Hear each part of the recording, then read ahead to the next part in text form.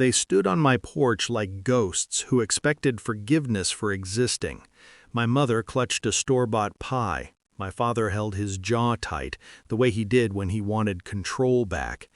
Behind the glass, my son laughed at something on the television, careless and loud. I didn't invite them in. I let the silence do the work first. I remember the night they stopped being my parents, the kitchen light buzzing, the smell of bleach, my father's voice clean and surgical. Pack your things. My mother crying without touching me. I was 15. I said I was scared. He said fear was a consequence. The door closed, the lock turned. I learned how loud a house can be when it rejects you. I didn't think of revenge then. I thought of survival. I slept on couches. I learned which smiles were transactional. I learned how hunger sharpens memory. The baby kicked, and I told him stories about strength because it was the only inheritance I could promise. Years later, I married a man who knew my history and never tried to own it. We built a small life with clean lines and quiet routines. I finished school at night. I worked days. I kept receipts. I learned contracts. I learned how systems bend for people who read the fine print. My son grew into a boy who asked careful questions. He never asked about my parents. I never volunteered. The first sign came as a rumor. A cousin messaged me, casual as a blade. Your parents want to reconnect.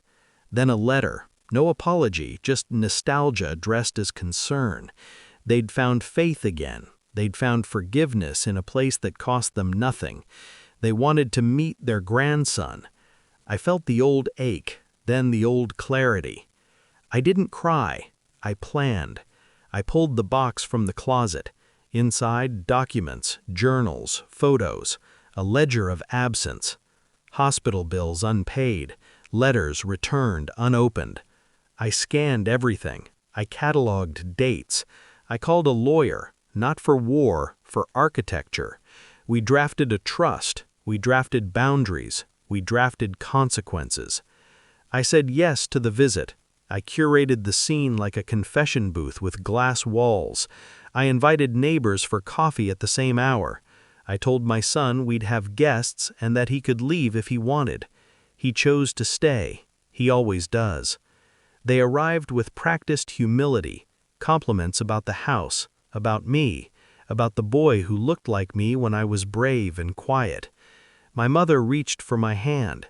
I didn't pull away. I didn't lean in. I poured coffee. I watched my father count the exits. I let them talk about how hard it had been, about their prayers, about mistakes. They never said the words that mattered.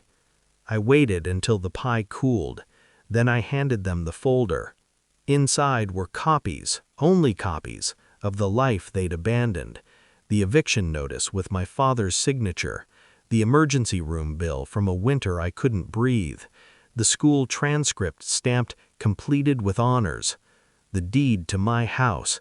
The trust document naming my son as beneficiary with clauses that excluded them by name. I told them this wasn't punishment, it was accounting. I told them I'd agreed to the visit because closure requires witnesses. The neighbors laughed on the porch. My son listened from the hallway. I told them they could know him, but only through me, only on my terms, only with supervision. Any attempt to rewrite the past would end the present. My father stood. He tried to speak authority into the room. I slid one more paper across the table, a notarized statement detailing the night they locked me out, signed by the woman who took me in. A school counselor, a neighbor. The truth doesn't shout, it stacks. He sat back down. My mother finally said it. I'm sorry. It landed late. I accepted it without warmth. Apologies are not currency, they're weather. You notice them. You don't rebuild because of them. They left quietly. The pie stayed. That night my son asked why my hands were shaking. I told him the truth in a size he could carry. I told him people sometimes fail you, and sometimes you fail them back by becoming untouchable. He nodded, satisfied, and went to bed. I stood in the kitchen and felt something like relief. Not joy, not triumph, alignment. The past and present clicked into place without friction. They tried again months later. Cards, gifts. I returned them unopened, with copies of the agreement highlighted. Consistency is a language abusers understand. I didn't ruin them. I didn't need to. I took away the fantasy that time absolves cruelty. I gave them access shaped like responsibility. I kept my sons safe from their hunger to be forgiven. On the porch where they'd stood, I planted a fig tree. It takes patience to bear fruit. It takes memory to prune. If this is revenge, it's quiet. It doesn't raise its voice. It doesn't ask permission.